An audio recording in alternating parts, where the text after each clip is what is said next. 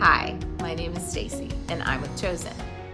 Today, I'm going to talk to you about being playful with your foster children. Personally, this has been one of the most difficult concepts for me to grasp hold of in my own parenting of children from hard places. But I want to assure you that it's one of the top 10 keys to helping foster children. The concept of being playful as the first step in correcting a child who has experienced trauma, abuse, and neglect comes from Dr. Karen Purvis and Dr. David Cross out of TCU in Fort Worth, Texas. Their extensive research shows that when a parent sees the need for correction and responds first with playfulness, the child is better able to receive the correction and respond positively. Why is this? Children from hard places tend to live in the lower part of their brains, which is the part that we call the fear brain. In other words, they are on high alert, ready to defend themselves from danger much of the time. If we correct these children or teens with harshness, or even go straight to correction without playfulness, it's very likely that they will respond impulsively and angrily because they're doing so out of their fear brain. So what does this look like? Does this mean that we play a game every time a child needs correction? Does it mean that we're telling jokes all day long? Does it mean that we need to be stand-up comedians? No, no, and no. When I first learned this concept, I struggled with it a lot. I'm not a funny person. I'm pretty serious. But Dr. Purvis taught that playfulness doesn't mean that you act like a clown all of the time.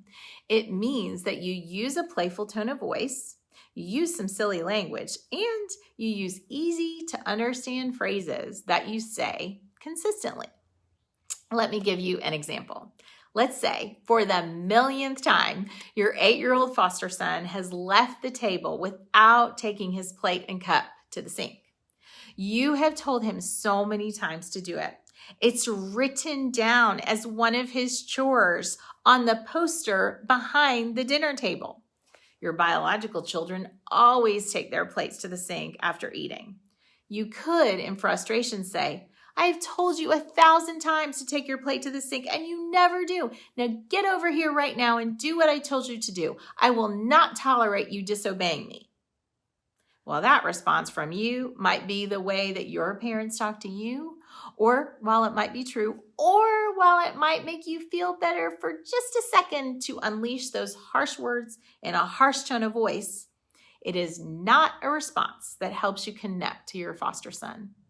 Attachment to a safe, loving caregiver is what heals trauma, which is why we need to work on connecting responses when correction is needed.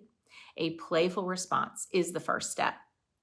So what does the playful response look like to your 8-year-old foster son not picking up his plate? It could sound like this: "Whoa there, buddy. Did you forget something?" Or it could sound like this: "Hold on a second, my friend. I spy with my eyes a plate with fries. Would you please take your plate to the sink?"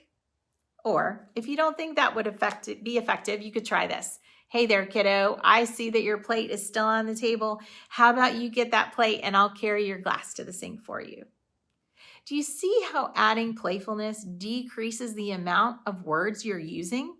It's less effort on your part and easier for a child to process. We've seen hundreds of families turn thousands of frustrating behaviors around with this technique.